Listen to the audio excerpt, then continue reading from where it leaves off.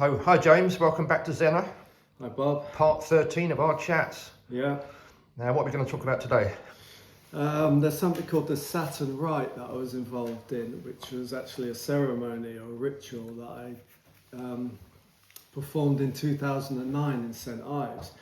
And that's the reason why I'm dressed up in this get-up, because to cut a long story short, I had to wear certain colours on certain dates, and it took me months to prepare for the ritual.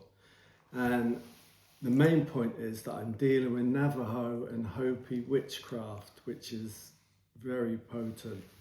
So the reason why the clothes are reflective is because it protects me. Because again, Navajo, especially Navajo witchcraft, is potent.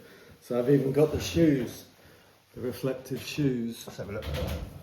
Oh God, yeah. Is gold a protective colour then? Yeah, and it has to be reflective. All right.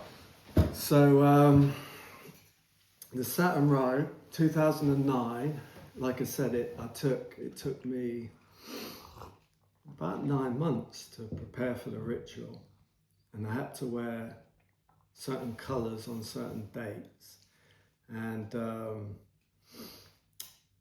I had to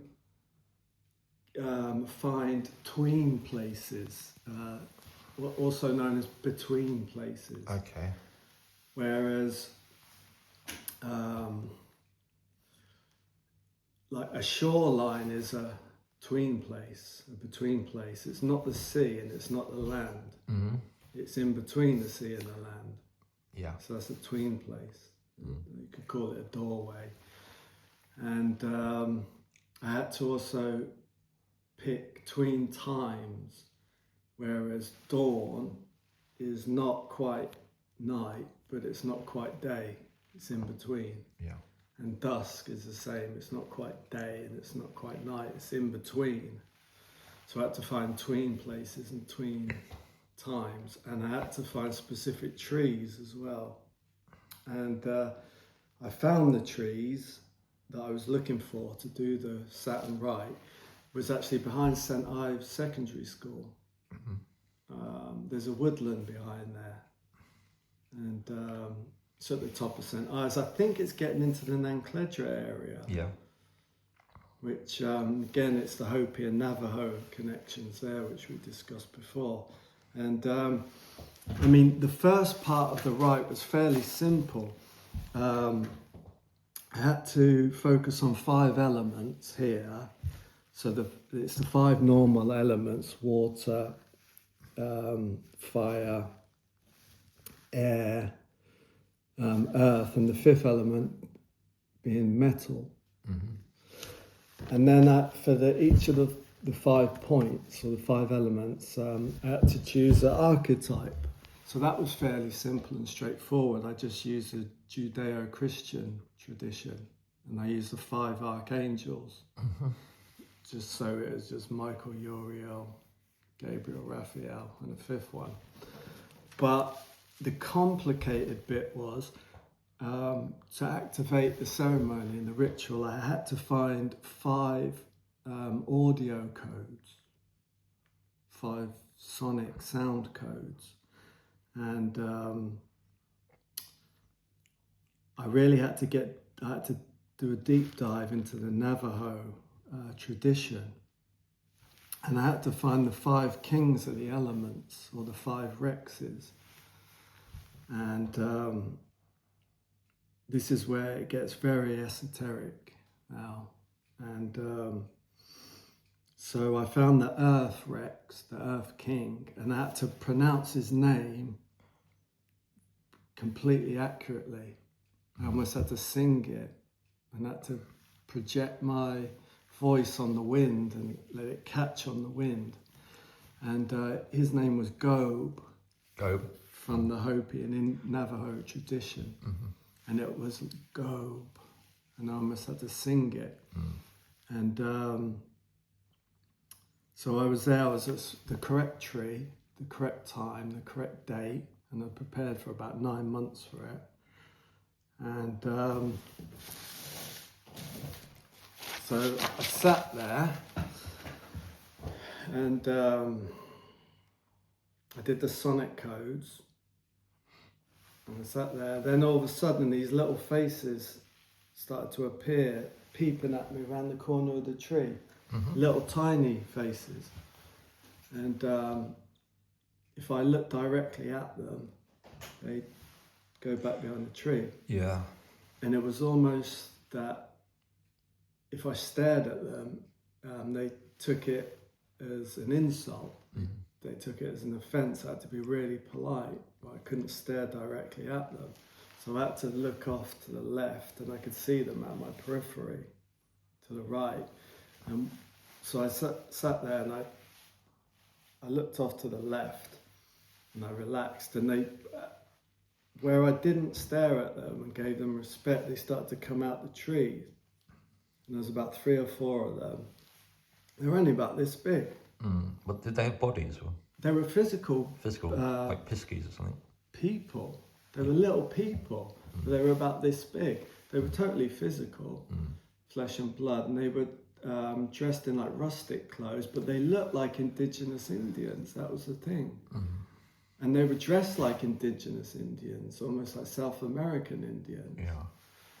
And they, more and more of them started to come out from behind the tree. And if I looked at them, they'd move really fast, and they'd like dart off to the right or left behind another tree. They were like really camouflaged, really good at camouflage. So the more I relaxed, the more I looked to the left, the closer they approached me, but they didn't come directly at me. They were moving horizontally like this. Yeah. And it was almost like they were dancing. It was like a kind of cross between a march and a dance. And they were coming towards me like this. And getting really close to me. And I couldn't look directly at them. And they got really close to me. And then there was like a flash of light. Something happened. There was maybe some missing time. And they left me a little gift, which was a little piece of metal. And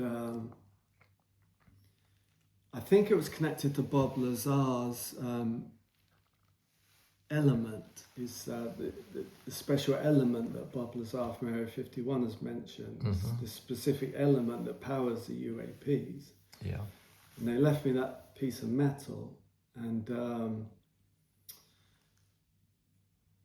I think there was, again, when they approached close, there was a flash of light, and there was some missing time. And recently, Dr. Gary Nolan, the Harvard professor, he's involved in the UAP disclosure movement. Somehow he acquired a little person about this big, dead body skeleton, and they've done loads of DNA tests, and it is human, but it's an indigenous Indian. And it's a mutant. It's classed as a mutant. A mutant? Yeah, it's about this big. And it's the same size and the same look as the people that I call them people. Yeah, little people. Little people, because they are little, that's what they were. Yeah. And they've done DNA tests, Dr. Gary Nolan at Harvard, and the mother of this little person is an indigenous Indian from South America, from Chile. So this little person is human, but it's a mutant. And this is what these were. Do you think they were one family, or how many of them were Yeah, there? I would say they were a family. It was called the Saturn Right. I named it because I needed a name for it. So I called it the Saturn Right. And from Crowley had a ceremony called the Saturn Right. So I suppose this could be called the Saturn Right 2, the Saturn Right Part 2. Yeah. But I don't think, to look at it from a materialist perspective, I don't think it's a civilization that physically live under the tree. I would say they were coming in through some kind of doorway. Yeah. And I'd called them in because I had the correct sonic audio code. Was that what the ritual that you performed, was that to summon them, or did it just happen by chance, or? No, I was trying to summon them because they were the earth element, and their king is Gob from the Navajo and Hopi tradition. Yeah. But it gets into Navajo, Hopi, witchcraft, skinwalker rituals, which is very potent. Yeah. This is why I have to wear all this gear, and it's it's uncomfortable. I'm kind of looking forward to getting it off, really. And with the Saturn, with the cubes, it was some of the UAPs in the form of a cube, black cube. Ryan Graves in the UAP Congress hearings talked about this. I showed this on the recent podcast, the Imagination podcast with Emma. And they turned up, the black cubes turned up in Penzance in Newlyn. I showed this picture with Emma, the Imagination podcast, but it wasn't very clear because I was holding an iPhone Getting close to it. So it might be clearer. You do see a lot of these black cubes around here. And these are huge. Yeah. I mean, it doesn't look like a natural formation, does it? It almost looks like the cube from Hellraiser. It's got the hole in. They've all got holes in the middle, and they've all got engravings in them. Yeah. I think I've got another one here. This is the cubes from a different angle. Okay. Yeah. Very strange. And what do you think the link is with Saturn? It's a Saturn black cube. Yeah. Discussed this on the recent podcast. It's connected to one of the moons of Saturn, and the UAP black cubes. This is it. You see, this is where the cubes are. You've got the Newlyn River here. Yeah. I'm sure you're familiar with that. This is where the cubes are. Oh, they're there. I know exactly where that is. Yeah. I parked there. Where that pub car park. And one of my trapped on Silbury B, there's a DJ, very talented DJ called DJ Tiger Star. He's just done a remix for Trapped on Silbury B. And because I've not released the full track yet, I'm just waiting to get the single cover designed. But in the meantime, we've put out the teaser, which is the DJ Tiger Star remix. Yeah. Put that out. And the lyrics on his mix go, trapped in a world that's on the shore of reality. And that's where the tide comes in and out. Yep. Just there. And when the tide comes in, it completely covers the black cubes. So it's trapped in a world that's on the shore of reality. So that's a tween place. Yeah. And in the first Masonic ritual, it says, if you give up the secrets of the Brotherhood without consensus permission, you'll be tortured and murdered on the area of the shore where the tide moves in and out. Yep. That is almost exactly worded like that. Yeah. So that's that. That's exactly that place where the first Masonic ritual mentions. How, when you prepared for this ritual, what did you have to do? You said it took several months. And did you do the one ritual at the end of it? Yeah, but I had to practice that to get used to being in tween places. I had to find specific trees. I had to find the colour codes of what colour clothes to wear on what dates. Yeah. And I was getting the majority of the data from the Navajo and Hopi traditions. Yeah. And it was potent Navajo and Hopi witchcraft. Yeah. Skinwalker rituals. How did you get that information, or did you research? I just found it. It just appeared in this bookshop. This is a very underground book where it had all the sonic codes, and I don't know where it came from. It was written by a Hopi Indian, and it just appeared in one of the occult bookstores in Penwith. Right. And the Hopi rituals, the Navajo rituals, the Skinwalker rituals is where you go into them. You can end up like looking like an 80 or 90-year-old man. Yeah. After doing them, and then you kind of go back to looking young again, like a Yeah. 40 or 30-year-old It's man. almost like a time travel or time regression. It's a skinwalker, yeah. Skinwalker. Yeah, the time, yeah. Time regression and... How long did the actual ritual last? About an hour, but I think there was some missing time because when they got close to me, the little indigenous Indians, there was a flash of light. Mm. And then I think there was some missing time. They left me this element, this metal. And it's like, again, I think it's the Bob Lazar elemental metal that he talks about. Yeah. That powers the UAPs. It's very exotic metal. Have you still got that metal? I lost so much when I kept moving. But this was in, what date was this, Jack? This was 2009 before I went to the United States. I went to the, And this is the cubes when the tide goes out. Yeah. I'm going to go and investigate those. That's really strange. And they're really big. They look small in this, Yeah. but they're huge when you get close to them. Yeah. The cubes. And I mean, this is some of the reflective light cubes. Like we can maybe go outside to show you this. Yeah, we can do that. Get in the sun because Yeah. it's more. It'll explain it a bit more effectively. Okay, well, let's take a quick break and then we'll go out in the garden. Okay. It's fascinating. What's the first degree of masonry? The third degree or the fourth degree? And then you have your tongue cut out if you reveal any secrets. That's it. You have your tongue cut out on the shoreline where the tide comes in and out. If you reveal the secrets of the Brotherhood without a consensus. Mm.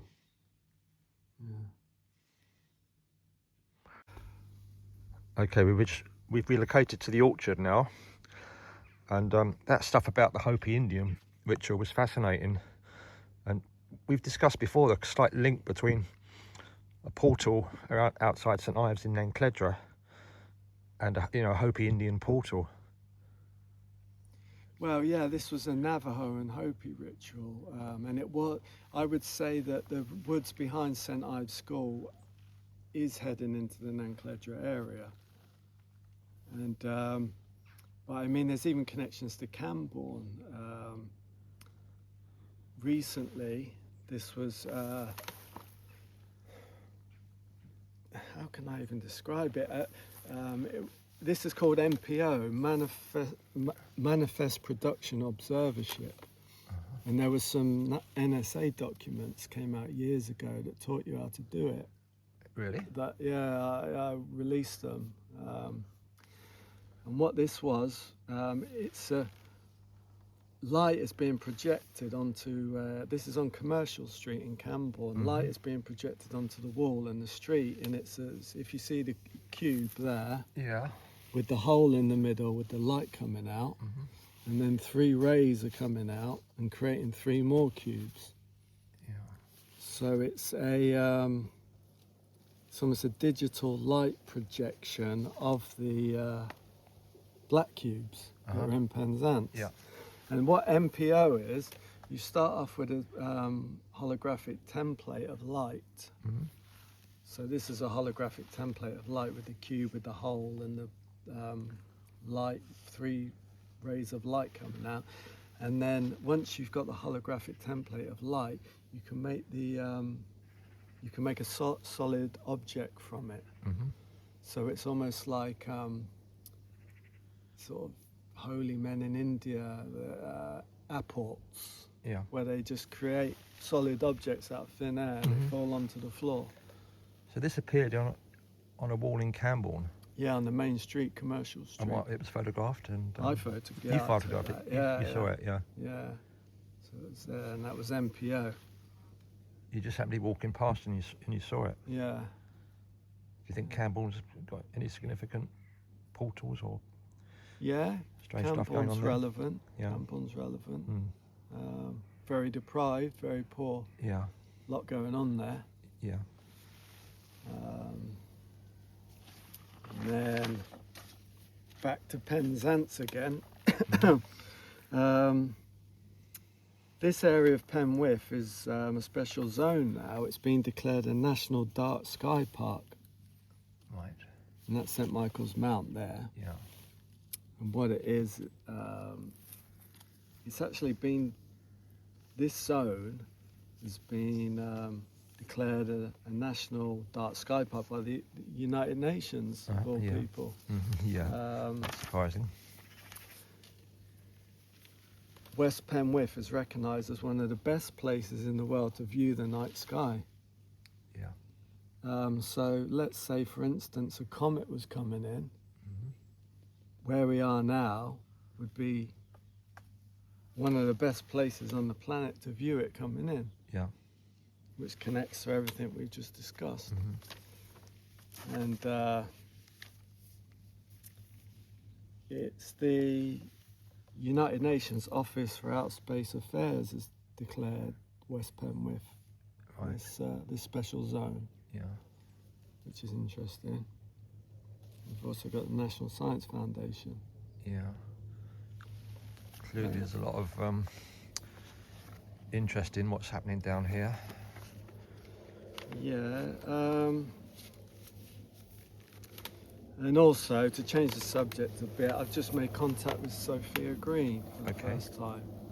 Yeah, that's And, interesting. over the phone, and we were trying to find some common ground where things we were both involved in at Deanfield. Yeah. And we've worked out we were both involved in a fashion show there. Mhm. And Sophia was involved. I think she was modelling different. I think she might have even been modelling like bikinis and things when she was 13 in Deanfield at this fashion show.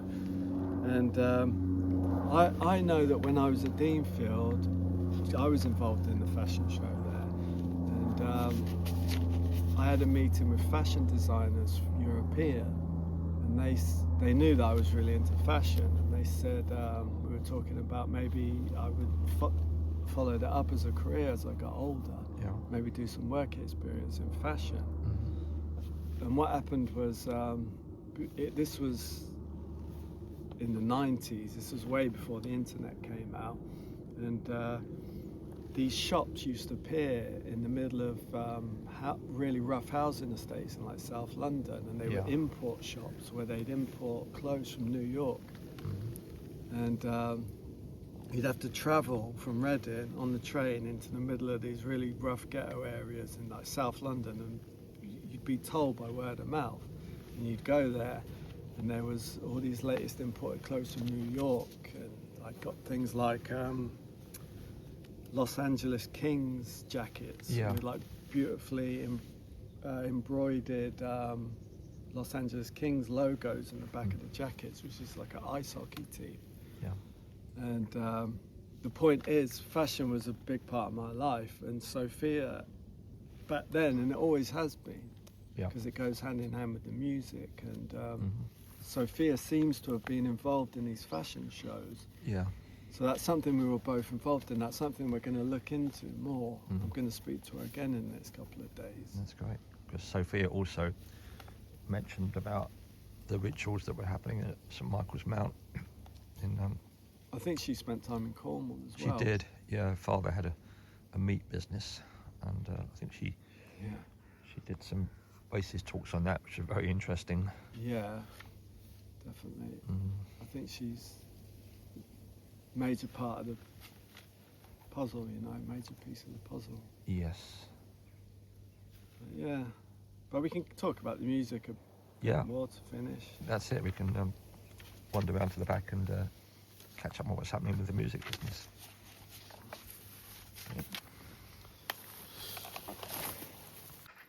So yeah, I've been contacted by 50 Cent's multi-platinum award-winning producer of all people.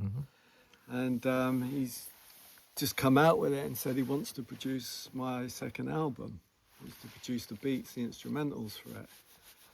And his name is Adrian Wood, but he also goes by this name which is almost impossible to pronounce. It's Adrian Boekler, which is his German. Yeah. And he's he lives in America, but he went to the LSE. Did he? Yeah, That's a coincidence. yeah, London School of Economics. Yeah, that's surprising. And he started making beats at night, I think, when he was doing his degree in. I'm not sure what he was doing his degree in. It wasn't music. But, I mean, to be honest, I've never heard of him, Adrian Wood. I don't think many people have, but apparently he's like the Dr. Dre of our time. Is he? I mean, his music is mind-blowing. It's amazing. Yeah. And he was in this article, the American Daily Post. Yeah. This is him here. Right. German. German. Yeah, He almost German. looks like a German military, doesn't he? Like a soldier. Yeah. Right. And he Aryan. mentions went to the LSE Yeah. here. But yeah, I've never heard of him, but he's multi-platinum producer of hip-hop artists such as 50 Cent. Oh, that's and he's the one that's been in touch with you.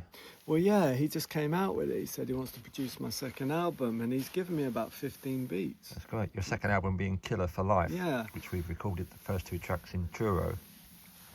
You And- have recorded it, I documented it. Well, these beats, you can tell they're commander beats because they're driving beats. They're like marching beats. Yeah. They're like apocalyptic beats. Sure. You know, they're definitely commander beats. And I mean, he's given me about 15 beats, and he's given me the contracts for the beats. Right. So I've got rights That's to good. them. Yeah. And then Anno Domini Nation. This is even in the Cornwall colours. It's black and white It is, here. you're right. Yeah. But if you go onto my YouTube page, I've put it on I played one of the beats on my TV, and it has this logo. It's in the Cornwall colours, Yeah. the yellow and black, but it's the proper Cornwall colours because it's not. I use a lot of yellow and black in my artwork, but the proper Cornwall colours is almost a orangey yellow Yeah. and black, and it's those exact colours. For his logo, this new nation, Yeah. it's like Year of Our Lord nation. Yeah, just that links in with the plans for Cornwall to become its own sovereign, independent kingdom. Well, I don't think it's any coincidence that he's used the Cornwall colours. I mean, that's Masonic, isn't it? You got the Yeah. Well, it's like a pentagram, isn't it? the points. It's like the Saturn ritual, Yeah. but it's also you've got the You've got a it triangle. goes up and then it goes You've got the down. eye in the triangle within the triangle. Because obviously the Masonic order is that symbolises the penis going up, and then that open is the vagina. Yeah. And that's what it symbolises. That's right. I mean, we know this. Yeah. That's what all the obelisks are about. And yeah, so I mean, he signed it, Adrian Wood, and I'll sign it there. But I'll probably credit him as Adrian Wood because the name, the German name, is so difficult to pronounce. Yeah. And it's difficult to spell as well. But yeah, he's like the Dr. Dre of our time. I mean, That's great. his music is mind-blowing, and it fits so perfectly with the second album. Yeah. Are you going to use those beats for the rest of the tracks? Yeah, definitely. Yeah, I've got gonna go in, do the third track. Yeah, we were talking about that in the car from Penzance, and the third track is called Mardek. Mardek, yeah. Yeah. And that's a whole subject there. I mean, we can go into that maybe when we do the recording session. And yeah, so this is a list of some of the tracks that he gave me. Okay. This one's Straight Spitting. That's mind blowing. It's a very good beat. And yeah, so got all the contracts for them, and written the album. You've It's all- written? Yeah, it's Yeah. all written. So it's all ready to go really. That's brilliant. And just keep moving forward. Well, we look forward to that. Just remind me what your channel is again. You've got your own channel now, haven't you? Is it the Commander? Yeah, just Commander handles James Casbolt Commander. That's on Instagram. Yeah, the Instagram is commander.official, Mm-hmm. and then the YouTube is just the handles James Casbolt Commander, at James Casbolt Yeah. Commander. Great. So, Well, we look forward to more updates. Yeah, Good stuff. yeah, Thanks a lot, James. no problem.